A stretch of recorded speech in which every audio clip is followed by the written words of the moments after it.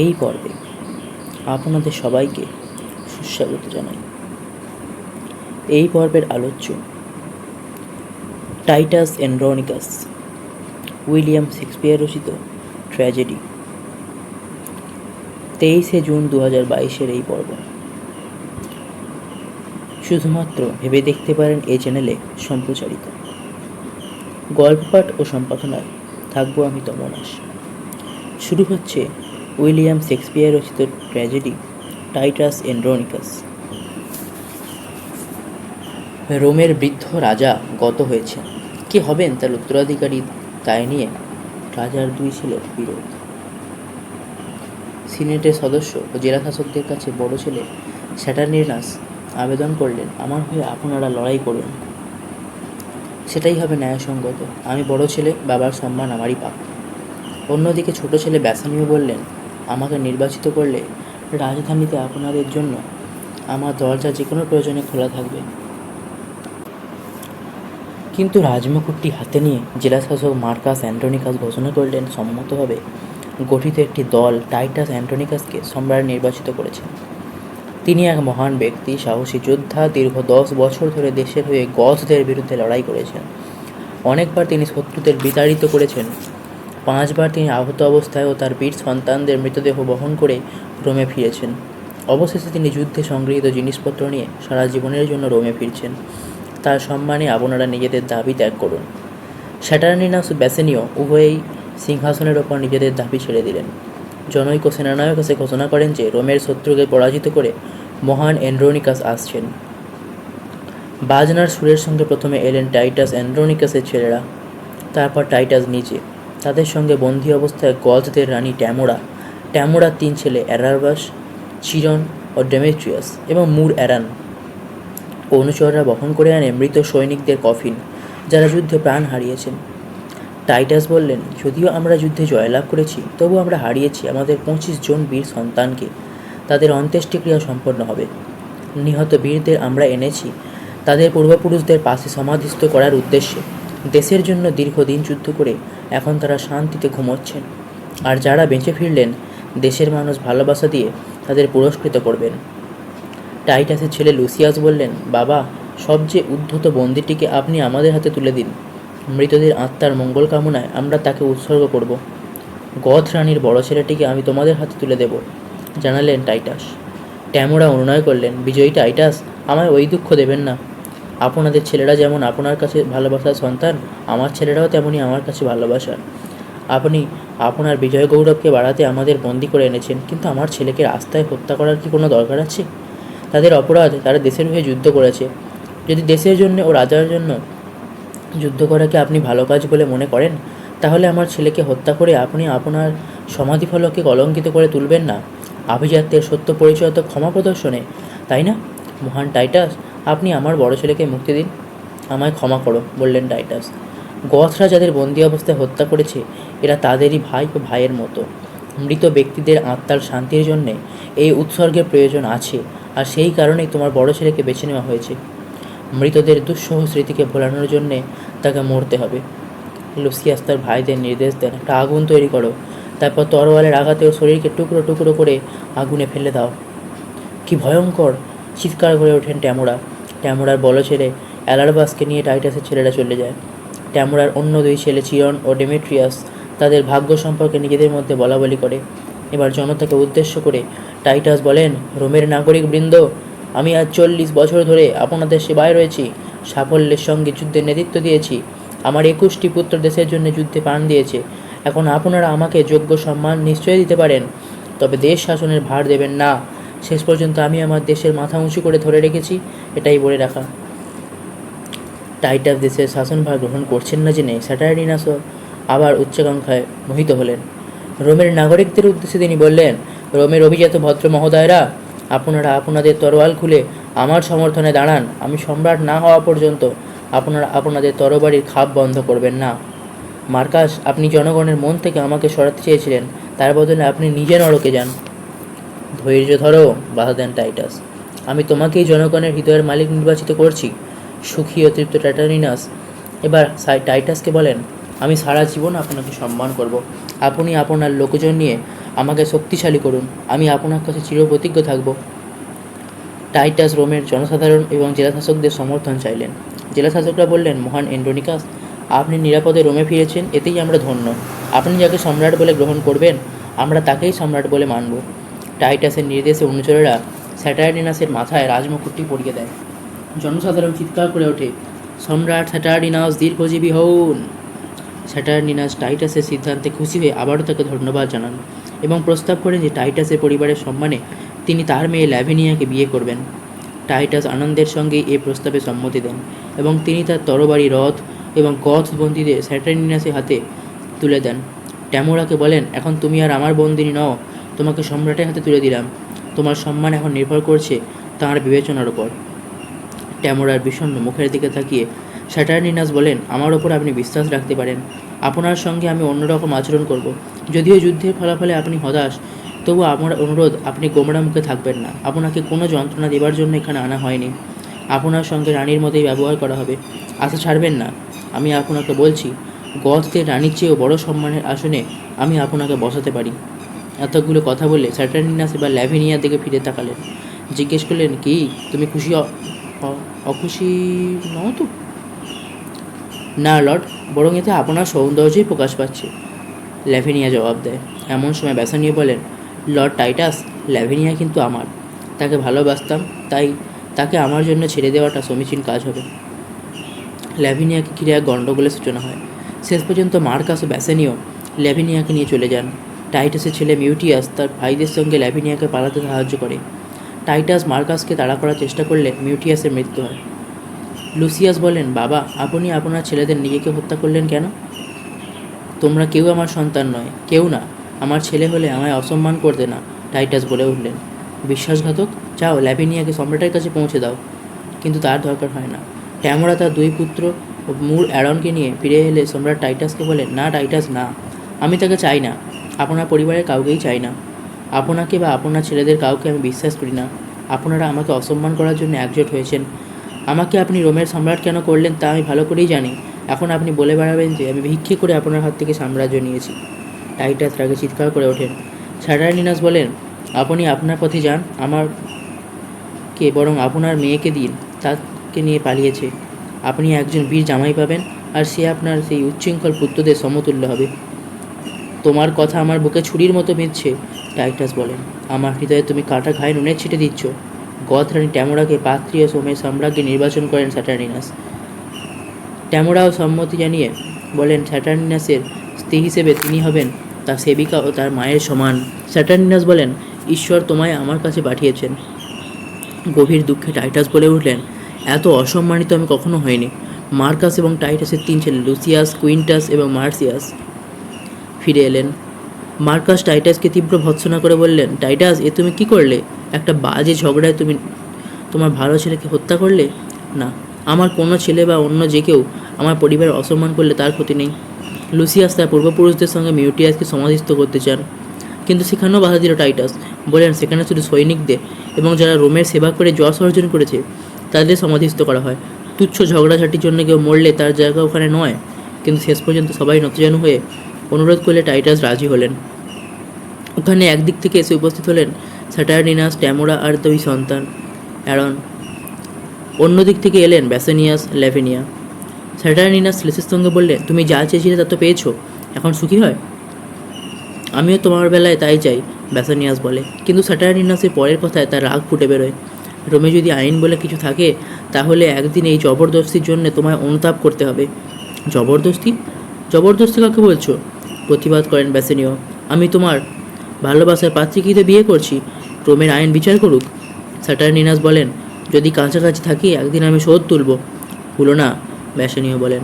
আমি শুধু একটা কথা বলতে চাই, লর্ড টাইটাস ল্যাভিনিয়াকে উদ্ধার করতে গিয়ে নিজের ছেলেকে হত্যা করেছেন, নিজের রাগ সামলাতে পারেননি। তুমি তার প্রতি সুবিচার করো। তোমার কাছে এবং রোমের কাছে তিনি বাবার মতো, আমার বাবার বন্ধুও। ব্যাসানিয়াস, আমার হয়ে আমাকেই বলতে দাও, বিরক্তি প্রকাশ করেন টাইটাস। তুমিও ওরা আমায় অসম্মান করেছো, রোম ও ঈশ্বরই তার বিচার করবেন। স্যাটার্নিনাস কিন্তু ছাড়ার পাত্র নন। তিনি ট্যামোরাকে জিজ্ঞেস করেন, তুমি টাইটাসের কাছে খোলাখুলিভাবে অপমানিত হয়েছো, তুমি কি তাকে বিনা প্রতিশোধে ছেড়ে দিতে চাও? আমার অসম্মানের জন্য টাইটাস দায়ী ছিলেন না, ট্যামোরা জবাব দেন। ওর মনে রয়েছে অনেক দুঃখ, তুমি ওকে ভালো চোখে দেখো। ওর মতো বন্ধুকে ও ওর ভালোবাসাকে একটা ছোট্ট ব্যাপারে হারিও না, এটা আমার অনুরোধ। তারপর স্যাটার্নিনাসকে আড়ালে ডেকে ট্যামোরা বলেন, তুমি সবের সিংহাসনে বসেছো, এখন টাইটাসকে কিছু করলে লোকে তোমার অকৃতজ্ঞতার জন্য সিংহাসনচ্যুত করবে, কারণ অকৃতজ্ঞতাকে রোম ভয়ঙ্কর অপরাধ বলে মনে করে। ওই ভারটা আমি নেব, সুযোগ বুঝে আমি ওদের সবাইকে হত্যা করে ছাড়বো। ওই নিষ্ঠুর বাপ আর তার ছেলেরা আমার ছেলের প্রাণ নিয়েছে, আমি তাদের ছাড়বো না। মুক্তি পেয়ে সরল টাইটাস এবং সম্রাজ্ঞীকে ধন্যবাদ জানালেন। ট্যামোরা বললেন, আমি এখন থেকে রোমেরই একজন। রোমের মানুষের সঙ্গে আমার কোনো বিরোধ নেই, আর এটা আমার কাছে সম্মানের বিষয় যে আমি অ্যান্টোনিকাসের সঙ্গে তার বন্ধুদের মিলন ঘটাতে পেরেছি। বেসেনিয়াস, আমি সম্রাটের কাছে শপথ করছি যে তুমি আরও কোমল হৃদয়ের ও মিশুকে হয়ে উঠবে। ল্যাভিনিয়াকে ট্যামোরা ভরসা দেন, ভয় পেও না, তবে আমার পরামর্শ নতজানু হয়ে সম্রাটের ক্ষমা চেয়ে নাও। মার্কাসের ব্যবহারে টাইটাস বিরক্তি প্রকাশ করলে আবার বাধা দেন ট্যামোরা, না লক্ষ্মীটি, আমরা সবাই একে অন্যের বন্ধু। স্যাটার্নিনাস মার্কাসকে ক্ষমা করেন, ল্যাভিনিয়ার প্রতি বন্ধুত্বের হাত বাড়িয়ে দেন। টাইটাস সম্রাটকে তার সঙ্গে শিকারে যাবার আমন্ত্রণ জানালে স্যাটার্নিনাস সে আমন্ত্রণ গ্রহণ করেন। ট্যামোরার ভাগ্য ক্রমশ খুলছে। ভাবছিল অ্যারন দুঃসময় সে কাটিয়ে উঠেছে, বাজ কিংবা বিদ্যুতের হাত থেকে সে আজ নিরাপদ। সোনালি সূর্য যখন উঁচু পাহাড়ের ওপর দিয়ে উঁকি দিয়ে সকলকে ভরিয়ে দেয়, মহাসাগরকে উদ্ভাসিত করে, আজ ট্যামোরার ভাগ্য সেরকমই। তার মর্জির ওপর আজ অনেক কিছু নির্ভর করে। এখন রানীর সঙ্গে আমাকেও ওপরে উঠতে হবে।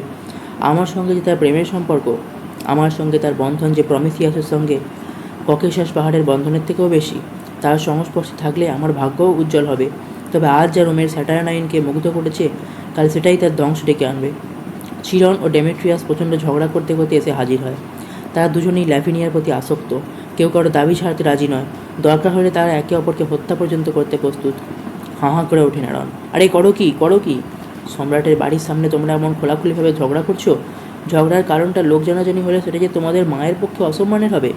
কিন্তু কে কাকে সামলায়? ডিমেট্রিয়াস বলে, আমার তরোয়ালটা চিরনের বুকে ঢুকিয়ে তবে আমি ক্ষান্ত হব। চিরনও ছাড়ার পাত্র নয়, বলে, আমিও তৈরি, ভালো করেই জানি তুই গালাগালিতে যতটা বটু, লড়াইয়ে ততটা নয়। থামো, ওই রকম একটা ছোটো ব্যাপার নিয়ে ঝগড়া যে আমাদের সকলে সর্বনাশ ডেকে আনবে। কোনো রাজকুমারের ব্যক্তিগত ব্যাপারে নাক গলালে অবস্থা বিপজ্জনক হয়ে উঠবে। আর মনে রেখো, ঝগড়ার কারণটা জানলে রানীও খুশি হবেন না। অ্যারন তাদের সতর্ক করে। আমি বড় করি না, চিরন বলে, আমি মাকে জানি, এই দুনিয়াটাকেও জানি ল্যাভিনিয়াকে সমস্ত পৃথিবীর থেকে আমি বেশি ভালোবাসি। তুমি বরং ছোটোখাটো কিছু গল্পের কথা পাবো। ল্যাভিনিয়াকে যে তোমার বড় ভাই কামনা করে, বলে ডিমেট্রিয়াস। অ্যারন তাদের সাবধান করে দেয়, তোমরা কি পাগল হয়েছো? রোমের মানুষ কীরকম রাগী হতে পারে তোমাদের জানা নেই। এসব করে তোমরা নিজেদের মৃত্যু ডাকছো। তাকে পাওয়ার জন্যে আমি হাজারবার মৃত্যুর মুখোমুখি হতে রাজি, চিরন বলে। কিন্তু কি করে পাবে তুমি তাকে? প্রশ্ন করে অ্যারন। এবার ডিমেট্রিয়াস জবাব দেয়, এতে অবাক হবার কী আছে? সে তো মেয়ে, আর তাই তাকে খুশি করে নিজের দিকে টানা যেতেই পারে। সে তো মেয়ে, তাই তার উপর জোর করে ফলানো যায়। সে ল্যাভিনিয়া, তাই তাকে ভালোবাসাও চলে। আর যদি ব্যাসেনিয়াস সম্রাটের ভাই, তার সঙ্গে প্রতারণা করাও যেতে পারে। অ্যারন নিজের মনে বলে, হ্যাঁ, স্যাটার্নাইনের মতোই তুমি বোকা। ডিমেট্রিয়াস বলতেই থাকে, তাহলে যে কথা দিয়ে চাউনি দিয়ে প্রেমের খেলা খেলতে পারে, সে হতাশ হবে কেন? আমার মনে হচ্ছে তুমি তাকে হঠাৎ করে ছিনিয়ে আনতে চাও। অ্যারন জানতে চায়, কিন্তু পরিণামে তোমাদেরও ছুটে প্রাণ বাঁচাতে হতে পারে। অন্তত আমি নয়, মন্তব্য করেছিলেন। আমিও নয়, বলে ডিমেট্রিয়াস। ভালো কথা বলছি শোনো, অ্যারন পরামর্শ দেয়। ভুলিয়ে ভালিয়ে ল্যাভিনিয়াকে টানার মতলব ছাড়ো। ব্যাসিনিয়াসের প্রতি ল্যাভিনিয়ার প্রেম 100 ভাগ খাঁটি। তার চেয়ে বরং আমি দ্রুততর পথে ভাবছি। কয়েকদিনের মধ্যে একটা বড় শিকারের অনুষ্ঠান আছে, যাতে মেয়েরাও যাবে। বন জিনিসটা বিশাল, তাই এধারে ওধারে ছড়িয়ে যাওয়াটা সহজ। জঙ্গলে অনেক কিছু করা যেতে পারে। তোমাদের এই সুন্দর হরিণীটিকে দলছাড়া করে দিতে পারো। তারপর কথায় না কাজ হলে জোর করে তুলে নিয়ে যেতে পারো তোমাদের বাড়িতে। এটাই হলো তোমাদের আকাঙ্ক্ষা মেটানোর একমাত্র পথ। ট্যামোরাকে আসতে দেখে অ্যারন বলে, এসব ব্যাপারে রানীর মাথা খোলে ভালো, তাই আমাদের মতলবটা তাকে জানানো দরকার। তার পরামর্শ আমাদের বুদ্ধিটাকে ধারালো করে তুলবে। সম্রাটের প্রাসাদের অনেক মুখ, অনেক চোখ, অনেক কান, কিন্তু বনের গভীরে এক ভয়ঙ্কর শূন্যতা। সেখানে চেঁচাও, মারো, তোমাদের আকাঙ্ক্ষা মেটাও, ল্যাভিনিয়া সম্মানহানি করো, কেউ দেখার নেই।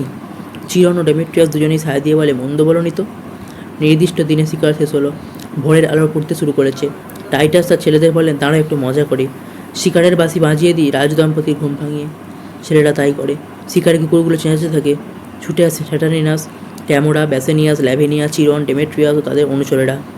টাইটাস রাজদম্পতিকে সুপ্রভাত জানান। ও, এটা আপনার কাজ? টাইটাসকে বলেন স্যাটার্নিনাস। নববিবাহিতা মহিলাদের পক্ষে এটা একটু বেশি ভোর হয়ে গেল নাকি? ব্যাসেনিয়াস ল্যাভিনিয়াকে জিজ্ঞাসা করে, তুমি কি বলো? না, আমি 2 ঘন্টার উপর জেগেই আছি, জবাব দেয় ল্যাভিনিয়া। মার্কাস বলেন, তাহলে এক কাজ করা যাক, আমরা একটু ঘোড়ায় চড়ে ঘোরাঘুরি করি। ট্যামোরার দিকে তাকিয়ে মার্কাস আবার বলেন, এবার আপনি দেখবেন রোমের নিজস্ব শিকার। আমার সঙ্গে কুকুরেরা তাড়া দিয়ে চিতাবাঘদের একদম পাহাড়ের চূড়োয় নিয়ে গিয়ে তুলবে, আর আমরা ঘোড়ায় করে এক ঝাঁক সোয়ালো পাখির মতো তাদের অনুসরণ করব। তাই তো, বললেন টাইটাস। ডিমিট্রিয়াস মুচকি হেসে চিরনকে বলে, আমরা কিন্তু ঘোড়ায় চড়ে কুকুর দিয়ে শিকার ধরি না, আমরা বরং একটি সুন্দর হরিণীকে ফাঁদে তোলার চেষ্টা করব অন্যভাবে।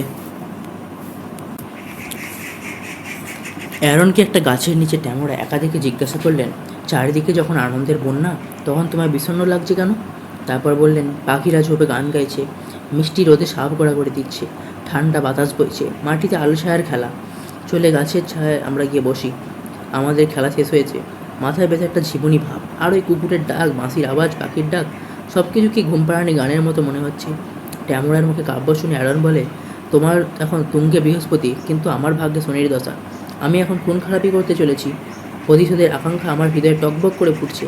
শোনো ট্যামোরা, আজই ব্যাসিনিয়াসের ধ্বংসের দিন, আর তার প্রণয়নের দিনও আজও শেষ। তোমার ছেলেরাও ব্যাসিনিয়াসের রক্তে হাত ধুতে চায়। অ্যারন সম্রাটকে লেখা একটা চিঠি ট্যামোরার হাতে দেয়। ব্যাসিনিয়াস ও ল্যাভিনিয়াকে আসতে দেখা যায়। অ্যারন বলে, ওরা জানে না ওদের জন্য মৃত্যু ওঁচ পেতে রয়েছে। তারপর ট্যামোরাকে বলে, তুমি যে কোনো অজুহাতে ওদের সঙ্গে ঝগড়া বাঁধাও, আমি তোমার ছেলেদের ডেকে নিয়ে আসি। অ্যারন চলে যাবার পরেই ব্যাসিনিয়াস ও ল্যাভিনিয়া এসে পৌঁছন। ট্যামোরাকে দেখে ব্যাসিনিয়াস বললেন, এ কাকে দেখছি? রোমের সম্রাজ্ঞী এখানে একা সৈন্য সামন্ত ছাড়া, নাকি কোনো পরী রানীর ছদ্মবেশে তার পবিত্র স্থান ছেড়ে এখানে শিকার দেখতে এসছেন? আমার ব্যক্তিগত বেড়ানোর বিষয়ে কেন নাক গলাচ্ছ? পারলে আমি তোমার মাথা ঘুরিয়ে দিতাম, বেশ রাগতভাবে বলেন ট্যামোরা। ল্যাভিনিয়াস শেষের সঙ্গে বলে, আপনার কথায় মনে পড়ল মহারানী, আপনিও মূঢ় হয়তো এখানে কোনো পরীক্ষা নিরীক্ষা করছিলেন, কিন্তু সম্রাটের শিকারে কুকুরেরা চিতার পেছনে তাড়া করে ছুটেছে। মূরকে তারা আবার হরিণ না ভেবে বসে। আপনি এরকম দলছাড়া অবস্থায় ওই বড় বড় মোড়ের সঙ্গে কেন? সরাসরি প্রশ্ন করে ব্যাসিনিয়াস। আপনার মনে কোনো বদমতলব নেই তো? এইসব ব্যাপার স্যাটারনাইনে জানা দরকার। আমাকে এসব সহ্য করতে হবে। রাগে গড়গড় করতে থাকেন ট্যামোরা। চিরন ও ডেমেট্রিয়াস এসে পৌঁছয়। ডেমেট্রিয়াস জিজ্ঞাসা করে, মা, তোমাকে এমন ফ্যাকাশে দেখাচ্ছে কেন? ট্যামোরা উত্তর দেন, কারণ আছে। এই দুজন আমাকে এই জনশূন্য অবস্থায় আটকে রেখেছে। এখানে সূর্যের আলো আসে না, এখানে কিছু জন্মায় না, এখানে রাতের বেলা পেঁচা আর এক ধরনের মারাত্মক দাঁড়কাত ছাড়া কোনো কিছুর অস্তিত্ব নেই। মাটিতে একটা বড় গর্ত দেখে ট্যামোরা বলে চলে, ওরা বলেছে এই বিশ্রী গর্তটা রাতের গভীরে শত শত শয়তান চড়ে বেড়ায়, শত শত সাপ হিস হিস শব্দ করে, 10,000 মোটা মোটা ব্যাঙ সবাই মিলে এমন চিৎকার জোরে যে কেউ তা শুনলে পাগল হয়ে যায়। তাছাড়া ওরা আমায় কটু কথা বলেছে, গালাগালি করেছে, সে ভাষা আমি জীবনে শুনিনি। তোমরা না এসে পড়লে ওরা আমায় হত্যা করতো। তোমরা যদি মাকে ভালোবাসো তো এই অপমানের প্রতিশোধ নিও, আর তা যদি না পারো তো আমায় না মা বলে ডেকো না। আমি যে তোমার ছেলে তার প্রমাণ এখনই দিচ্ছি। ব্যাসিনিয়াসের বুকে ছুঁড়ে বসিয়ে দেয় ডেমেট্রিয়াস। চিরনও তাকে আঘাত করে। ল্যাভিনিয়া চিৎকার করে কাঁদতে থাকে। কাঁদতে কাঁদতে সে ট্যামোরাকে বলে, তোর শয়তানির কোনো তুলনা নেই। ল্যাভিনিয়াকে হত্যার উদ্দেশ্যে ট্যামোরা ছেলেদের কাছ থেকে ছুরি চান। হত্যার কাজটা ছেলেরাই করতে চাইলে ট্যামোরা বললেন, তোমরা মনে রেখো, চোখের জল ফেলেও আমি তোমাদের ভাইকে বাঁচাতে পারিনি। নিষ্ঠুর অ্যান্টনিকাস তাকে বাঁচতে দেয়নি, তাই ওকে তোমরা নিয়ে যাও। ওকে নিয়ে যাওয়া খুশি করো, আর তার যত ক্ষতি করবে জানবে আমার প্রতি ততটাই ভালোবাসা দেখানো হবে। ল্যাভিনিয়া অনুরোধ করে তাকে যেন তখনই হত্যা করা হয়, কিন্তু তার কথায় কেউ কর্ণপাত করে না। ডিমিট্রিয়াস তাকে টানতে টানতে নিয়ে যায়। অ্যারন টাইটাসের 2 ছেলে কুইন্টাস ও মার্টিয়াসকে বলে, একটা গর্তের মধ্যে আমি একটা চিতাকে ঘুমোতে দেখেছি, চলো তোমাদের সেখানে নিয়ে যাই। গর্তের কাছে এসে মার্টিয়াস লাফিয়ে নেমে যান। চিতার বদলে সে দেখতে পায় ব্যাসিনিয়াসের মৃতদেহ। কুইন্টাস মার্টিয়াসকে ওপরে তুলতে গিয়ে নিজের মধ্যে পড়ে যায়। অ্যারনের সঙ্গে এলেন সম্রাট স্যাটার্নিনাস। মার্টিয়াস তাকে জানালেন ব্যাসিনিয়াসের মৃতদেহের কথা। ট্যামোরা, অ্যান্টনিকাস ও লুসিয়াসও এলেন। সম্রাট মনে করলেন যে টাইটাসের 2 ছেলেই ব্যাসিনিয়াসকে হত্যা করেছে। টাইটাস বলেন, সম্রাট, আমি নতজানু হচ্ছি, আপনি ধৈর্য ধরুন। আমার মনে হচ্ছে হত্যার অভিযোগ তাদের উপর চাপানো হচ্ছে। অপরাধ প্রমাণিত হলে অবশ্যই শাস্তি দেবেন। প্রমাণিত হলে মানে? প্রমাণের কী বাকি আছে? তবু আমি তাদের জামিনে মুক্তি দিতে অনুরোধ করছি। আমি আমার বাবার কবর ছুঁয়ে প্রতিজ্ঞা করছি, যখন প্রয়োজন হবে তারা আপনার কাছে উপস্থিত হবে। অনুরোধ উপরোধে স্যাটার্নিনাসে মন টলানো যায় না। টাইটাসের ছেলেদের হাজিতে রাখা হয়। ট্যামোরা অবশ্য অ্যান্টনিকাসকে ভরসা দিয়ে বলেন তিনি তার ছেলেদের জন্য যথাসাধ্য করবেন। জঙ্গলের আরেকটি অঞ্চলে রক্তাক্ত অবস্থায় ল্যাভিনিয়াকে নিয়ে ডিমিট্রিয়াস চিরনকে আসতে দেখা গেল। ল্যাভিনিয়া জিভ ও হাত কেটে ফেলা হয়েছে। নিষ্ঠুর শ্লেষের সঙ্গে ডিমিট্রিয়াস চিরন ল্যাভিনিয়াকে বলে, পারিস তো গিয়ে বলিস কে তোর জিভ ছিঁড়েছে। চিরন বলে, যদি লিখতে পারিস তো লিখে জানাস। ল্যাভিনিয়াকে সেখানে ফেলে রেখে ডিমিট্রিয়াস চিরন চলে যায়। শিকার থেকে ফেরার সময় মার্কাস ল্যাভিনিয়াকে ওই মর্মান্তিক অবস্থায় দেখতে পান। শোকে পাথর হয়ে যান তিনি। ভেবে পান না কোন দানবে কাজ করেছে। জিহ্বাহীন ল্যাভিনিয়া কিছু বলতেও পারে না। ব্যাসেনিয়াসকে হত্যার অপরাধে প্রাণদণ্ডে দণ্ডিত হলো টাইটাসের দুই ছেলে। তবু টাইটাস জেলাশাসকদের কাছে আবেদন জানান, মহান জেলাশাসক গণ, আপনারা দয়া করুন। আমার বয়স হয়েছে, আমার যৌবনের পুরোটাই কেটেছে যুদ্ধে। রোমের জন্য আমি রক্ত দিয়েছি, হিমশীতল রাতে বাইরে পাহারা দিয়েছি, আর এই কষ্টকর জীবনযাত্রার জন্য আমার কপালে মুখে ভাঁজ পড়েছে। আমার দণ্ডিত পুত্রদের আপনারা করুণা করুন। আমার ধারণা যতটা খারাপ বলে তাদের মনে করা হয়েছে ততটা খারাপ তারা নয়। আমার 22 জন পুত্রের জন্য আমি কখনো চোখের জল ফেলিনি, কারণ তারা সম্মানজনকভাবে মৃত্যুবরণ করেছে। অ্যান্টোনিকাস নতজানু হলেও বিচারকরা তাকে উপেক্ষা করে চলে গেলেন। টাইটাস তখন অনুনয় করে চলেন, আমার ছেলেদের শাস্তি মকুব করুন। আমার ছেলেদের জয় কখনো পড়েনি, চোখের জল কিন্তু পড়েনি, কিন্তু আজ পড়ছে। লুসিয়াস বলেন, বাবা তুমি মিশি কান্নাকাটি করছো, ওদের বলাও যা, একটা পাথরকে বলাও তাই। আমার ভাইয়ের সমর্থন করার জন্য আমাকেও সারা জীবনের জন্য রোম থেকে নির্বাসিত করা হয়েছে। মূর্খ লুসিয়াস, তুমি বোঝোনি যে রোমে এখন বন্য পশুর রাজত্ব চলছে। তাদের কাছ থেকে দূরে গিয়ে তুমি বরং সুখী হবে, বললেন টাইটাস। বিকলাঙ্গ ল্যাভিনিয়াকে নিয়ে মার্কাস এলেন। বললেন, টাইটাস, তোমার এই বয়স, তুমি আরও একটা বড় শোকের জন্য প্রস্তুত হও। ল্যাভিনিয়ার ওই অবস্থা দেখে চোখে পাথর হয়ে যান টাইটাস। তারপর প্রশ্ন করেন, কেন ওর এমন হলো মার্কাস? কিন্তু ল্যাভিনিয়াকে দেখে লুসিয়াস যখন আর্তনাদ করে ওঠেন, টাইটাস ওই দুঃখের মধ্যে বলেন, লুসিয়াস দুর্বল হয়েও না, ওর দিকে তাকাও। তারপর টাইটাসকে ল্যাভিনিয়াকে জিজ্ঞাসা করেন, বলো কে তোমার হাত কেটে নিয়েছে? তোমাকে দেখার আগেও আমার মনের দুঃখ এক চরম সীমায় পৌঁছেছিল, এখন আর তার সীমা পরিসীমা রইল না। হাহাকার করে ওঠেন বৃদ্ধ অ্যান্টোনিকাস। আমায় একটা তরবারি দাও, আমি আমার দুটো হাত কেটে ফেলি। এক সময় এই দুটো হাত রোমের জয় করেছিল, কিন্তু তাতে কি হলো? এই দুটো হাত আমাদের মুখে খাদ্য জুগিয়ে প্রাণ রক্ষা করেছে, কিন্তু কোন কাজে তা লাগলো? লুসিয়াস ল্যাভিনিয়াকে জিজ্ঞাসা করেন, বলো কে তোমাকে বিকলাঙ্গ করেছে? জবাব দেন মার্কাস, যে জীবের সাহায্যে ল্যাভিনিয়া তার সুন্দর ভাবনাকে রূপ দিত, যে জীবের সাহায্যে সে মিষ্টি সুরে গান গেয়ে সকলের মনকে মুগ্ধ করত, তার মুখ থেকে ছেড়ে নেওয়া হয়েছে সেই জীব। শোকে মুহ্যমান লুসিয়াস নিজেকে একটু সামলে মার্কাসকে বলেন, তার হয়ে তুমি বলো কে এই কাজ করেছে? আমি তাকে এইভাবে পড়ে থাকতে দেখেছি, মার্কাস জানান। নিজেকে সে লুকোবার চেষ্টা করেছিল, যেমন করে হরিণ কোনো সাংঘাতিক আঘাত পেয়ে নিজেকে লুকোবার চেষ্টা করে। টাইটাস বলেন, ওকে এইভাবে জখমভাবে পেয়ে সে আমাকে মৃত্যুর চেয়ে বেশি যন্ত্রণা দিল। এখন আমি সমুদ্র পেরিয়ে বেষ্টিত একটি পাথরের ওপর দাঁড়িয়ে আছি। আমি শুধু ঢেউয়ের ওপর ঢেউ গুনছি, অপেক্ষা করে আছি কখন একটা বড় ঢেউ এসে আমায় গ্রাস করবে। এইভাবেই আমার হতভাগ্য ছেলেরা মারা গেছে। আমার একমাত্র জীবিত সন্তান নির্বাসিত, আমার ভাই আর শোকে দুঃখে জর্জরিত, আর সবচেয়ে যা সুখের তা হলো আমার প্রিয় কন্যা ল্যাভিনিয়া আজ ছিন্ন ভিন্ন অবস্থায় পড়ে রয়েছে।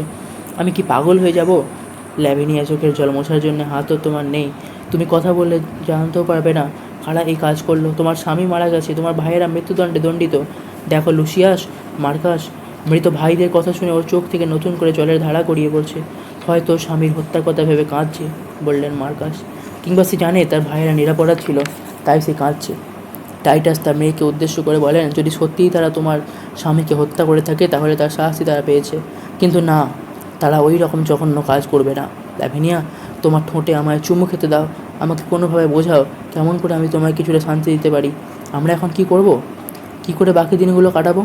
বাবা, চোখের জল ফেলো না, লুসিয়াস বলে। দেখো তোমার দুঃখে আমার হতভাগিনী বোনটি কীরকম কাঁদছে। এই হাহাকারের কিন্তু পরিসমাপ্তি হবে না। এই সময় অ্যারনের আবির্ভাব হয়। সে বলে, টাইটাস অ্যান্টোনিকাস সম্রাট বলে পাঠিয়েছেন যে যদি মার্কাস, লুসিয়াস, আপনি কিংবা আপনাদের যে কেউ যদি নিজেদের একটা হাত কেটে তার কাছে পাঠান, তাহলে তা আপনার দুই ছেলের অপরাধের ক্ষতিপূরণ হিসেবে গণ্য করা হবে। তাহলে আপনি আপনার দুই পুত্রকে জীবিত পেয়ে যাবেন। টাইটাস সঙ্গে সঙ্গে রাজি হয়ে যান। অ্যারনকে তার একটি হাত কাটতে বলেন। বাধা দেন লুসিয়াস, বাবার হাত অতীতে বহু শত্রু নিধন করেছে, ওই হাত নয়, বরং আমার হাত নিয়ে আমার ভাইদের প্রাণ বাঁচাও। মার্কাস ও টাইটাস লুসিয়াসের হাতের বদলে নিজেদের হাত দিতে চান। আমার হাত এখন প্রায় নিষ্কর্মা হয়ে বসে আছে, দুই ভাইপোর প্রাণের বিনিময়ে তুমি বরং আমার একটা হাত নিয়ে যাও। তাড়াতাড়ি করে ঠিক করুন কার হাত কাটা হবে। অ্যারন তাড়া দেয়, নইলে বড় বেশি দেরি হয়ে যেতে পারে, ক্ষতিপূরণ পৌঁছবার আগেই প্রাণদণ্ড কার্যকরী হতে পারে। শেষ পর্যন্ত লুসিয়াস ও মার্কাস একটু ওপাশে গেলে টাইটাস অ্যারনকে নিজের একটি হাত কেটে নিতে বলেন। কাজ ছাড়া হলে টাইটাস বলেন, এই হাতই একসময় সম্রাটের বিপদাপদ দূর করেছে, আজ এটি আমার দুই ছেলের প্রাণের মূল্য। অ্যারন চলে যাবার পরে টাইটাস আবার হাহাকার করে ওঠেন। মার্কাস তাকে সান্ত্বনা দিয়ে সংযত থাকতে বলেন। টাইটাস তার জবাবে বলেন, যদি আমাদের এই দুঃসহ যন্ত্রণার কারণ থাকতো তাহলে আমার শোককে একটা সীমার মধ্যে ধরে রাখা যেত, কিন্তু আকাশ যখন কাঁদে তখন পৃথিবীতে কি বন্যা হয় না? যখন ঝড় বয় তখন সমুদ্র কি উত্তাল হয়ে ওঠে না? আমি আমার দুঃখ কীভাবে সংযত করব? আমি যে সমুদ্র, কিন্তু এই মেয়েটির দীর্ঘশ্বাসে কি ওই সমুদ্র উত্তাল হবে না? ওর অন্তহীন চোখের জলে কি আমার পৃথিবীতে বন্যা নামবে না? এক দূত আসে, তার হাতে কুইন্টাস ও মার্টিয়াসের ছিন্ন মস্তক ও একটা কাটা হাত। দূত বলে, আপনি যে আপনার কাটা হাত সম্রাটের কাছে পাঠিয়েছিলেন, সম্রাট তার বদলে আপনার 2 পুত্রের কাটা মাথা পাঠিয়েছেন ও আপনার হাত ফেরত দিয়েছেন। আপনার দুঃখ তাদের কাছে উপহাসের বিষয়, আর আমার কাছে তা আপনার বাবার মৃত্যুর দুঃখজনক স্মৃতির চেয়েও বেশি। দূত চলে গেল। মার্কাস বললেন, আমার হৃদয় যেন জ্বলন্ত নরকুণ্ডে পরিণত হয়েছে। এ দুঃখ আর সওয়া যাচ্ছে না। শোকে আচ্ছন্ন লুসিয়াস বলেন, নিঃশ্বাস প্রশ্বাস নেওয়া ছাড়া আমাদের জীবনের আর কোনো মানেই রইল না। টাইটাস দীর্ঘশ্বাস ছেড়ে বলেন, এই জীবনের পরিসমাপ্তি কবে ঘটবে কে জানে। সত্যি অ্যান্ড্রোনিকাস, তুমি মরো। মার্কাস বললেন, আমি তো পাথরের মতো কঠিন আর ঠান্ডা, তবু আমারও আজ শোক বাধা মানছে না। তুমি কী করে নিজেকে সামলাবে? এখন তো ঝড় ওঠার সময়। পৃথিবী, তুমি নীরব কেন? হঠাৎ টাইটাস হেসে ওঠেন। হাসলে যে? এখন তো হাসার সময় নয়, বলেন মার্কাস। কেন নয়? টাইটাস উল্টে প্রশ্ন করেন। আর তো তোমার চোখের কোনো জল বাকি নেই। তাছাড়া চোখের জল যদি আমার দৃষ্টিকে ঝাপসা করে দেয়, আমাকে অন্ধ করে দেয়, তাহলে কি করে আমি প্রতিশোধের পথ খুঁজে পাবো? আমার মনে হচ্ছে আমার 2 ছেলের মুন্ডু আমায় ভয় দেখাচ্ছে যে যদি আমি এই অন্যায়ের প্রতিশোধ না নিই, তবে তাদের আত্মা অতৃপ্ত থেকে যাবে। এসো আমরা ঠিক করি আমাদের কী করতে হবে। তোমরা আমার চারপাশে বসো। আমি তোমাদের শপথ বাক্য বলিয়ে নেব যে তোমরা এই অন্যায়ের প্রতিবিধান করবে। শপথ বাক্য বলানোর পরে টাইটাস লুসিয়াসকে রোম ছেড়ে চলে যেতে বলেন, কারণ সে নির্বাসন দণ্ডে দণ্ডিত। টাইটাস ও পরামর্শ দেন তাকে গথ জাতির উদ্দেশ্যে রওনা দিতে। তার ইচ্ছে যে সে গথদের মধ্যে থেকে এক সৈন্যদল গড়ে তুলুক। লুসিয়াস টাইটাসকে বিদায় জানিয়ে বলেন, বাবা, আপনি রোমের সবচেয়ে দুঃখী মানুষ, কিন্তু আমি আপনাকে কথা দিচ্ছি আমি আবার রোমে ফিরব ও প্রাণ দিয়েও আমার শপথ রক্ষা করব। ল্যাভিনিয়াকে বিদায় জানিয়ে লুসিয়াস বলেন, যদি আমি বেঁচে থাকি তো তোমার প্রতি যদি অন্যায় করা হয়েছে তার শোধ নেব, আর ওই অহংকারী স্যাটারনাইন আর ওই রানীকে বাড়ির দরজায় ভিক্ষে করাবো। এখন আমি যাব গথদের কাছে একটা সৈন্যদল গড়তে। একদিন দেখা গেল লুসিয়াসের ছোট্ট ছেলেটি একটি বই হাতে দৌড়চ্ছে। পেছনে পেছনে দৌড়চ্ছে ল্যাভিনিয়া। টাইটাস ও মার্কাসকে দেখে সে চেঁচিয়ে উঠল, বাঁচাও! আমি যেখানে যাচ্ছি আমার পিসিমা ল্যাভিনিয়া সেখানেই তাড়া করছেন। কেন জানি না। মার্কাস বললেন, তুমি আমার পাশে এসে দাঁড়াও। পিসিমাকে ভয় পেও না, তিনি তোমায় ভালোবাসেন। তোমার কোনো ক্ষতি তিনি করবেন না, টাইটাস বলেন। মার্কাস দেখেন ল্যাভিনিয়া ইশারায় কি বোঝাতে চাইছেন। লুসিয়াসের ছেলেটি জিজ্ঞাসা করে, পিসিমা কি পাগল হয়ে গেছেন? আমি শুনেছি দাদু প্রায়ই বলেন চরম দুঃখ নাকি মানুষকে পাগল করে দেয়। আমি জানি আমার পিসিমা আমাকে মায়ের মতো ভালোবাসেন, তবু আমি ভয় পেয়েছি। ল্যাভিনিয়া তার হাতের বইটার একটা পাতা খুলতে ইঙ্গিত করে। টাইটাস থেকে বলেন, তুমি আমার লাইব্রেরির যে কোনো বই নাও, যদি তা তোমার দুঃখ একটু কমায়। দেখা যায় মুখে একটা কাঠির সাহায্যে ওভিডে মেটামরফোসিস বইটির পাতা দুটো উল্টাচ্ছে ল্যাভিনিয়া। তারপর একটা পাতা এসে থামে। সেই পাতায় ফেলোমেলোর উপর টেরিউসের অত্যাচারের কাহিনী বর্ণিত হয়েছে। ফেলোমেলোর জীবনের মতো ল্যাভিনিয়ার জীবনেও অপরাধের পটভূমি ছিল বিশাল জঙ্গল, যেখানে দিনের বেলাতেও সূর্যের আলো ঢোকে না। মার্কাস প্রশ্ন তোলেন, প্রকৃতিতে অপরাধের জন্যে কি এরকম জঙ্গল আছে? ঈশ্বর কি তাহলে মানুষের দুঃখে আনন্দ পান? তারপর মুখে একটা কাঠি রেখে তার সাহায্যে বাড়ির ওপর চিরন আর ডেমিট্রিয়াসের নাম লেখে ল্যাভিনিয়া। রাগে টাইটাস ক্ষেপে ওঠেন। মার্কাস তাকে শান্ত হতে বলেন, এই বাড়ির ওপর যা লেখা হলো তা কোনো বিদ্রোহ ঘোষণার পক্ষে যথেষ্ট। এসব আমরা নতুন হয়ে শপথ নিই যে ওই বদমাস গথদের ওপর আমরা চরম প্রতিশোধ নেব। তাদের রক্ত চাই। সম্রাজ্ঞী ট্যামোর একটি পুত্র সন্তানের জন্ম দেন। শিশুর গায়ের রং কালো, কারণ তার প্রকৃত জনক মুর অ্যারন। মার বদনাম যাতে না হয় তার জন্য শিশু সন্তানটিকে হত্যা করতে চান চিরন ডিমিট্রিয়াস, কিন্তু অ্যারন নিজের সন্তানটিকে হত্যা করতে রাজি নয়। যে নার্সটি শিশুটিকে বহন করে এনেছিল তাকে অ্যারন জিজ্ঞাসা করে, কজন ওই শিশু সন্তানটিকে দেখেছে? নার্স জবাব দেয়, ধাত্রী কর্নেলিয়া, আমি ও রানী। অ্যারন সঙ্গে সঙ্গে তরবারি বার করে নার্সকে হত্যা করে ওর সাক্ষীর সংখ্যা কমায়। এবার অ্যারন পরামর্শ দেয়, তার নিজের স্ত্রীও গতরাত শিশু সন্তানের জন্ম দিয়েছে ও সেই শিশুর গায়ের রং ফর্সা। ডিমিট্রিয়াসকে অ্যারন বলে, 2 শিশুর মাকে প্রকৃত ঘটনা বলে তাকে রানীর পাশে শুইয়ে দাও। সম্রাট আমার সন্তানকে নিজের সন্তান বলে ভাববেন। এটা করার পরে ধাত্রীকে আমার কাছে পাঠিয়ে দিও। তাকেও আমি নার্সদের কাছে পাঠিয়ে দেবো। তারপর শহরের মেয়েদের যা খুশি কারুগল্প করতে দাও। এখন আমি কথদের কাছে ফিরে যাব। সেখানে কোথাও শিশুটিকে রাখতে হবে। এদিকে শোকে দুঃখে টাইটাস অ্যান্ড্রোনিকাস এখন উন্মাদ হয়ে গেছেন। তিনি অস্বাভাবিক ও এলোমেলো কথাবার্তা বলতে থাকেন। মার্কাস তার জ্ঞাতি ও চেনাশোনাদের বলেন, গথদের সঙ্গে মিলিতভাবে আমাদের রোম আক্রমণ করতে হবে ও বিশ্বাসঘাতক স্যাটারনাইনের ওপর প্রতিশোধ নিতে হবে। টাইটাস বলেন, মার্কাস, আমার তো সেটার বৃক্ষ নই, ঝোপ মাত্র। আমরা তো দৈত্যাকৃতি মানুষ নই, তবু আমরা ধাতুর তৈরি। কিন্তু আমাদের প্রতি যে অন্যায় করা হয়েছে তা সব সহ্য শক্তির বাইরে। এখানে বিচার নেই। আমাদের এখন স্বর্গের কাছে বিচার চাইতে হবে। অস্ত্রাগার থেকে তীর নিয়ে সকলের মধ্যে বিতরণ করেন টাইটাস। তাদের বলেন, বন্ধু ও আত্মীয় স্বজনরা, তোমরা প্রাসাদ লক্ষ্য করে তীর চালিও যেন সম্রাটের অহংকারে আঘাত লাগে। একটি লোককে দেখা যায় একটা বাক্স আর দুটো পায়রা নিয়ে যাচ্ছে। টাইটাস তাকে ডেকে জিজ্ঞাসা করেন, তুমি কি স্বর্গের দেবতা জুপিটারের কাছ থেকে আসছো? তিনি আমাদের ওপর অবিচারের কাজ কিছু বলেন। লোকটি জবাব দেয়, স্বর্গ থেকে? না হুজুর, এত কম বয়সে আমি স্বর্গে যেতে রাজি নই। আমি আমার পায়রা নিয়ে জেলা প্রশাসনের কাছে যাচ্ছি। আমার কাকা ও রাজার একটি লোকেদের মধ্যে হাতাহাতি হয়েছিল সেই ব্যাপারে। টাইটাস বলেন, তোমায় পয়সা দেবো, তুমি কোনো হইচই না করে পায়রা দুটো রাজাকে দিও, আর পায়রাদের সঙ্গে থাকবে তোমার লেখা একটা চিঠি। তুমি প্রথমে তার সামনে নতজানু হয়ে বসবে, তারপর তার পায়ে চুমু খাবে, তারপর তার হাতে পায়রা দুটো দেবে। আমি কাজেই থাকবো, দেখবো কতটা সাহসের সঙ্গে তুমি কাজটা করো।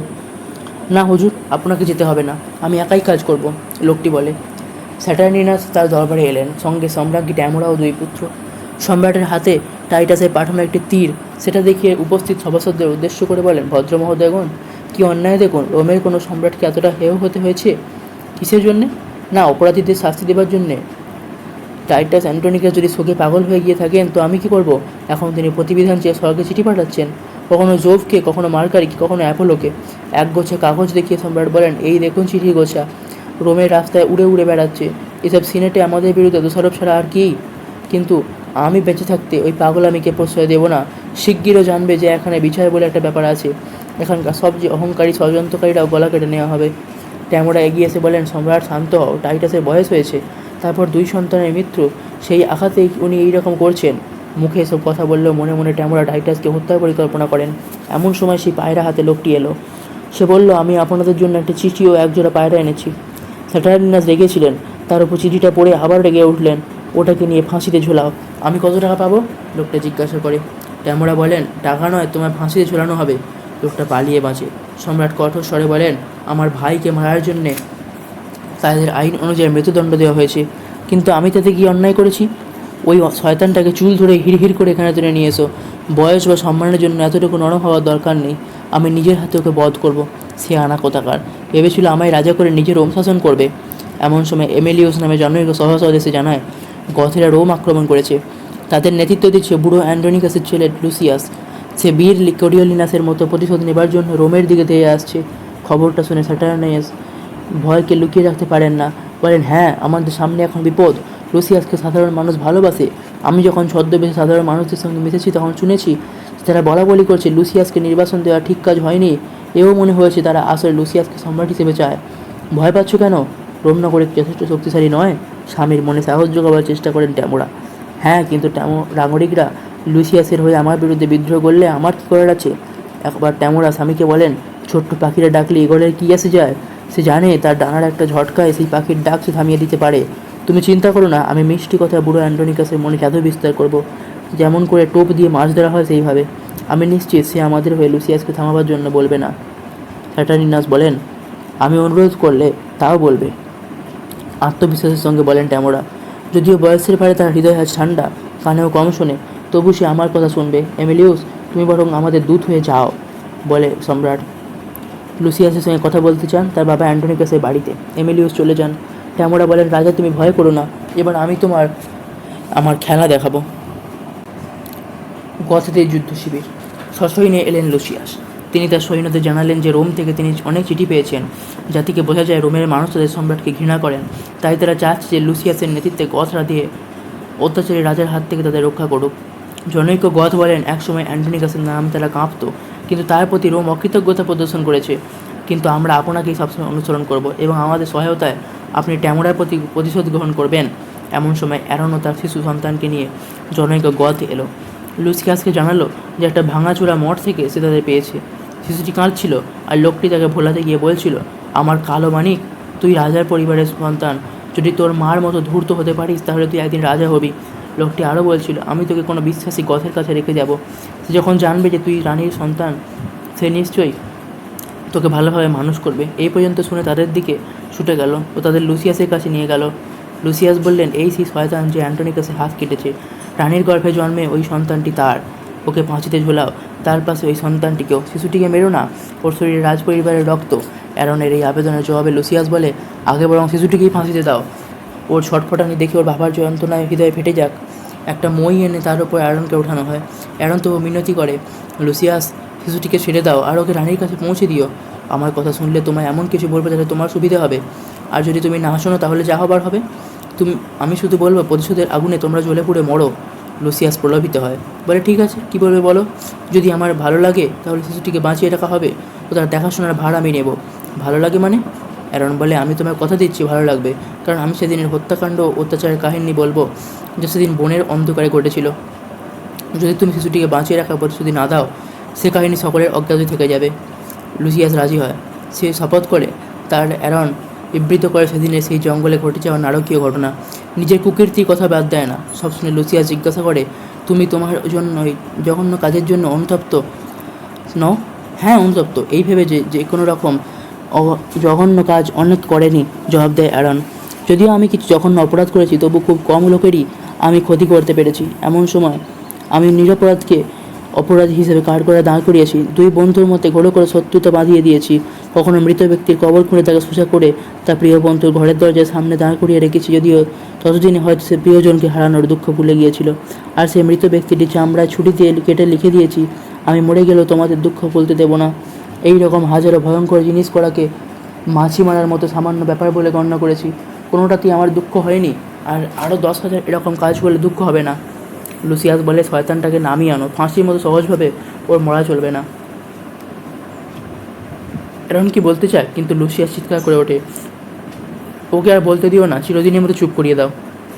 এমিলিয়াস বলে, তিনি জানালেন যে রোমের সম্রাট লুসিয়াসের সঙ্গে তার বাবার বাড়িতে কথা বলতে চান। লুসিয়াস রাজি হয়। ছদ্মবেশে ট্যামোরাও তার দুই ছেলে টাইটাসের বাড়িতে এলেন। টাইটাস প্রথমে তার সঙ্গে কথা বলতে রাজি হন না। ট্যামোরা বলেন, আমাকে চিনলে আপনি নিশ্চয়ই আমার সঙ্গে কথা বলবেন। আমি তো পাগল নই, আমি তোমায় ভালো করেই জানি। দুঃখে যন্ত্রণায় আমার শরীরে যে অসংখ্য ভাঁজের সৃষ্টি হয়েছে, সেটা সম্রাজ্ঞী ট্যামোরারই তৈরি। তুমি বোধহয় আমার একটা হাতের জন্য এসেছো। ট্যামোরা বলেন, আমি ট্যামোরা নই, সে আমার শত্রু, এবং আমি আপনার বন্ধু। আমার নাম প্রতিশোধ। আমি আপনার শত্রুর উপর প্রতিশোধ নিতে চাই, তাই স্বর্গ থেকে এসেছি। আপনাদের এই পৃথিবীতে আমাকে স্বাগত জানান। কোনো হত্যা বা অত্যাচারের বিরুদ্ধে আমাকে কাজে লাগান। অপরাধী কোথাও লুকিয়ে থাকতে পারবে না, আমি খুঁজে বার করবই। তাদের কানে আমার নামটা বলবেন, প্রতিশোধ। টাইটাসকে উৎফুল্ল দেখায়, বলেন, তুমি প্রতিশোধ? তুমি আমার শত্রুদের শাস্তি দিতে এসেছো? হ্যাঁ। তার দুই পুত্রকে দেখিয়ে ট্যামোরা বলেন, এরা আমার মন্ত্রী, আমার সঙ্গে এসেছে। তোমরা মন্ত্রী? কিন্তু ওদের দেখতে সম্রাজ্ঞীর ছেলেদের মতো, বলেন টাইটাস। অবশ্য আমরা পৃথিবীর মানুষ ভুল দেখি। ট্যামোরা ভাবেন, ও আমাকে প্রতিশোধ বলেই ধরে নিয়েছে। আমি ওকে ওর ছেলে লুসিয়াসের কাছে পাঠাবো। একটা ভোজসভায় তাকে অন্য গর্তে জড়ো করব, এবং চালাকি করে গথদের কাছ থেকে লুসিয়াসকে বিচ্ছিন্ন করব, এবং পারলে তাকে গর্তের শত্রু করে তুলব। ট্যামোরা এবার টাইটাসকে প্রশ্ন করেন, বলুন, আমরা কিভাবে আপনার কাজে লাগতে পারি? ছদ্মবেশী ডিমিট্রিয়াস চিরন বলে, আপনি একবার আমাদের খুনিকে দেখিয়ে দিন, আমরা তাদের ঠান্ডা করি। আমাদের 1,000 জনকে দেখিয়ে দিন যারা আপনার ক্ষতি করেছে, আমরা তাদের প্রত্যেকের প্রতিশোধ নেব। ট্যামোরা বলেন। টাইটাস সন্তুষ্ট চিত্তে বলেন, হ্যাঁ, তোমরা রোমের পথে ঘুরে ঘুরে খুনি আর অত্যাচারীদের খোঁজো। তারা তোমাদের মধ্যে দেখতে, তাদের পেলে প্রত্যেককে ভয়ঙ্করভাবে খতম করো। তাই হবে। ট্যামোরা রাজি হন। আপনি একবার লুসিয়াসকে ডেকে পাঠিয়ে আপনার বাড়িতে খেতে বলুন। সেই ভোজসভায় আমি রানী আর 2 সন্তানকে হাজির করব। সম্রাটও আপনার শত্রুরাও সেখানে আসবে। তারা ক্ষমা চাইবে, তারা আপনার কাছে নতজানু হবে। টাইটাস মার্কাসকে বলেন লুসিয়াস ও কয়েকজন বাছাই করা গথ রাজকুমারকে তার বাড়িতে ভোজসভায় আমন্ত্রণ জানাতে। সম্রাট ও সম্রাজ্ঞীও সেই উপস্থিত হলেন সেই ভোজসভায়। এবার ট্যামোরা তার 2 ছেলেকে নিয়ে অন্য যেতে চাইলে বাধা দিলেন টাইটাস। না না, তোমরা 2 মন্ত্রী আমার কাছেই থাকো। রাজি হন ট্যামোরা। আড়ালে ডেকে ছেলেদের বলেন, ঠিক আছে, তোমরা থাকো। আমি ফিরে আসা পর্যন্ত টাইটাসের সঙ্গে ভালো ব্যবহার করে তাকে খুশি রেখো। আর টাইটাস আপন মনে বলেন, আমি তোমাদের সবাইকে জানি, তোমরা হচ্ছে একজোড়া নরকের কুকুরা তাদের মা। ঘুঘু দেখেছো, ভাত দেখোনি। এখন আমি তোমাদের প্যাঁচেই তোমাদের ফেলবো। ট্যামোরা চলে যেতেই টাইটাস পাবলিসিয়াসকে ডেকে জিজ্ঞাসা করেন, এদের চিনতে পারো? রানীর 2 ছেলে চিরন ও ডিমিট্রিয়াস, জবাব দেয় পাবলিসিয়াস। হ্যাঁ, এখন অবশ্য ওদের নাম অন্য। টাইটাস বলেন, আমি ওই মুহূর্তটার জন্য অপেক্ষা করেছিলাম। এখন ওদের বেঁধে ফেলো, আর কান্নাকাটি করে তাদের মুখ বন্ধ করে দেওয়ার ব্যবস্থা করো। চিরন বলে ওঠে, সাবধান, আমরা সম্রাজ্ঞীর পুত্র। তার কথায় কান না দিয়ে টাইটাস চলে যান। ফিরে আসেন ল্যাভিনিয়াকে সঙ্গে নিয়ে। টাইটাসের হাতে ছিল একটা ছুরি, আর ল্যাভিনিয়ার হাতে একটা পাত্র। টাইটাস বলেন, ল্যাভিনিয়া, তোমাকে যারা শেষ করে দিয়েছে তাদের বেঁধে রাখা হয়েছে। এরপর চিরন ডিমিট্রিয়াসের দিকে ফিরে টাইটাস বলেন, তোমরা ওর স্বামীকে হত্যা করেছো। তোমাদের জন্য তার 2 ভাই মৃত্যুদণ্ডে দণ্ডিত হয়েছে। আমার একটা হাত কাটা গেছে। ল্যাভিনিয়া হারিয়েছে তার 2টো হাত, জিভ, এবং তোমরা তার ইজ্জত নিয়েছো। বিশ্বাসঘাতক পশু তোমরা। আমার একটা হাত এখনও আছে, আর তা দিয়ে আমি তোমাদের গলা কেটে নেবো। আর ল্যাভিনিয়া আর তার ঠুঁটো হাত দিয়ে পাত্রটা ধরে তোমাদের পাপের রক্ত সংগ্রহ করবে। তোমাদের মা আমাকে পাগল ভেবেছে। সে আমার সঙ্গে ভোজসভায় খাবার খাবে। কি খাবে যেন? তোমাদের হাড় গুঁড়ো গুঁড়ো করে তোমাদের রক্তের সঙ্গে মিশিয়ে ওকে গেলাবো। অ্যান্ড্রোনিকাসের কথা অনুযায়ী কাজ হয়। তারপর তিনি নিজে চলে যান রানীর জন্য সেই অভূতপূর্ব খাবার তৈরি করতে। লুসিয়াস ও মার্কাস কয়েকজন গথস ও টাইটাসের বাড়িতে এলেন, সঙ্গে আরও একজন বন্দি আরন। লুসিয়াস মার্কাসকে বলেন, বাবার কথা রাখতে পেরে আমার ভালো লাগছে। তারপর তিনি অনুচরদের নির্দেশ দিলেন, এই বর্বর মূলটাকে বেডির সঙ্গে বেঁধে রাখো যতক্ষণ না রানী এসে তাকে দেখেন। এখন এই কুকুরটাকে আমার চোখের সামনে থেকে নিয়ে যাও। বাদ্যযন্ত্রে সুরের সঙ্গে সম্রাজ্ঞী এলেন, সঙ্গে এমিলিউস, জেলাশাসকগণ ও অন্যান্যরা। এসেই স্যাটারনাইন লুসিয়াসকে প্রশ্ন করলেন, একই আকাশে দুটো সূর্য, সেটা কি ঠিক? লুসিয়াস পাল্টা প্রশ্ন করেন, নিজেকে সূর্য বলে অভিহিত করছে কেন? কী আছে আপনার? ঝগড়া শুরু হয় দেখে মার্কাস মাঝখানে কথা বলেন, ঝগড়া নয়, শান্তভাবে কথা বলতে হবে। আজ আপনাদের খাবার দাবার টাইটাস নিজের হাতে প্রস্তুত করছেন। শান্তির জন্যে, ভালোবাসার জন্যে, রোমের মঙ্গলের জন্যে আপনারা আসন গ্রহণ করুন। রাঁধুনি বেঁধে টাইটাস এলেন, টেবিলের ওপর ডিশগুলো রাখলেন, সেই সঙ্গে ওড়নায় মুখ ঢাকা অবস্থায় ল্যাভিনিয়াকে ও আপনাদের স্বাগত জানাই। টাইটাস বলেন, আশা করি আপনাদের জন্য যা করতে পেরেছি তাতেই আপনাদের পেট ভরবে। স্যাটারনাইন জিজ্ঞাসা করেন, এটা কম বেশি কেন টাইটাস? আমি এভাবেই আপনাদের আনন্দ দিতে চেয়েছি সম্রাট। জবাব দিলেন অ্যান্ড্রোনিকাস, আমরা বাধিত হলাম। তেমরা সৌজন্য প্রকাশে ত্রুটি করেন না। টাইটাস হঠাৎ সম্রাটকে জিজ্ঞাসা করেন, আচ্ছা, তার কন্যার ওপর অত্যাচার করা হয়েছে বলে ভার্জিনিয়া তার কন্যাকে হত্যা করা কি সঠিক কাজ হয়েছিল বলে আপনার মনে হয়? হ্যাঁ। কারণ মেয়েট বেঁচে থাকলে আরও কষ্ট পেত। টাইটাস বলেন, হ্যাঁ, জোরালো যুক্তি। আমি ঠিক সেই কাজটাই করতে হচ্ছে। ল্যাভিনিয়াকে সেই মুহূর্তেই হত্যা করেন টাইটাস। স্যাটারনাইন চিৎকার করে ওঠেন, ও কী করলেন? এমন অস্বাভাবিক কাজ কেউ করে? টাইটাস বলেন, হ্যাঁ, তাকেই মারলাম, যার জন্য কেঁদে কেঁদে অন্ধ হয়ে গেছি। আমি ভার্জিনিয়ার মতোই দুঃখী, আর এই কাজ করা তার চেয়ে 1000 গুণ বেশি যুক্তি আমার আছে। সম্রাট বিস্ময়ের সঙ্গে বলেন, তার উপর অত্যাচার করা হয়েছে? কে করেছে ওই কাজ, আমায় বলো। জবাব না দিয়ে টাইটাস বলেন, আপনারা খাওয়া শুরু করুন। তেমরা তবু জিজ্ঞাসা করলেন, আপনি আপনার একমাত্র মেয়ে কীভাবে হত্যা করলেন, কেন? এবার টাইটাস জবাব দিলেন, আমি করিনি, তাকে খুন করেছে চিরন আর ডিমিট্রিয়াস। তারা ওর হাত ও জিভ কেটে নিয়েছে। তারাই তাকে হত্যা করেছে। স্যাটারনাইন তার রাজকীয় মেজাজে আদেশ করেন, তাদের এখানে আনা হোক। তারা তো এখানেই আছে। টাইটাস বলেন, তাদের মাংসই তো তাদের মা খাচ্ছেন। এটা সত্যি। রানী, এবার আপনি আমার ধারালো ছুরিটার দিকে দেখুন। আর বিন্দুমাত্র দেরি না করে ট্যামরার বুকে ছুরিটা বসিয়ে দিলেন টাইটাস। তবে তুইও তোর কাজের জন্য মর। স্যাটারনাইন হত্যা করেন টাইটাসকে। আমি তো চোখের সামনে বাবার মৃত্যু দেখতে পারবো না, হত্যার বদলে হত্যাই প্রাপ্য। লুসিয়াস হত্যা করে স্যাটারনাইনকে। কয়েক মুহূর্তে ঘটে যাওয়া বিভৎস ঘটনা যারা প্রত্যক্ষ করেন তাদের সব কথা জানালেন মার্কাস ও লুসিয়াস। উপস্থিত রোমের মানুষ লুসিয়াসকে তাদের সম্রাট বলে গ্রহণ করেন। লুসিয়াসের ওপর দায়িত্ব পড়ে মানুষের মন থেকে এই ভয়াবহ স্মৃতিকে ভুলিয়ে রোমকে নতুন পথে ঠিকানা দেবার। বন্দি অ্যারনকে আনা হয়। লুসিয়াস নির্দেশ দেন তাকে তার বুক পর্যন্ত মাটিতে পুঁতে রাখা হোক। সে সেখানে খিদের জ্বালায় ছটফট করুক। কেউ যে তাকে সাহায্য করে তার শাস্তি মৃত্যু। লুসিয়াস আরও জানালেন যে টাইটাস ও ল্যাভিনিয়াকে পরিবারের অন্যান্যদের সমাধিস্তম্ভের কাছেই সমাধিস্থ করা হবে। আর ট্যামোরার জন্য কোনো অন্ত্যেষ্টিক্রিয়ার আয়োজন করা হবে না। তার মৃতদেহ পশু পাখিদের খাওয়ার জন্য ফেলে রাখা হবে। তার জীবন ছিল পশুর মতো, তার মধ্যে দয়ামায়ার তিলমাত্র ছিল না। তাই মৃত্যুর পর তাকে পশু পাখিদের কাছেই সমর্পণ করা হলো। এখানেই শেষ হলো উইলিয়াম শেক্সপিয়ার রচিত ট্র্যাজেডি টাইটাস এন্ড্রোনিকাস। 23শে জুন 2022-এর এই পর্ব শুধুমাত্র ভেবে দেখতে পারেন এই চ্যানেলে সম্প্রচারিত। গল্পপাঠ ও সম্পাদনায় ছিলাম আমি তমনাস। এখানেই শেষ হচ্ছে এই পর্ব। আর আগামী 30শে জুন 2022 ঠিক সকাল 9টায় শুধুমাত্র ভেবে দেখতে পারেন এই চ্যানেলে দেখুন all's well that ends well, William Shakespeare রচিত একটি কমেডি। ধন্যবাদ।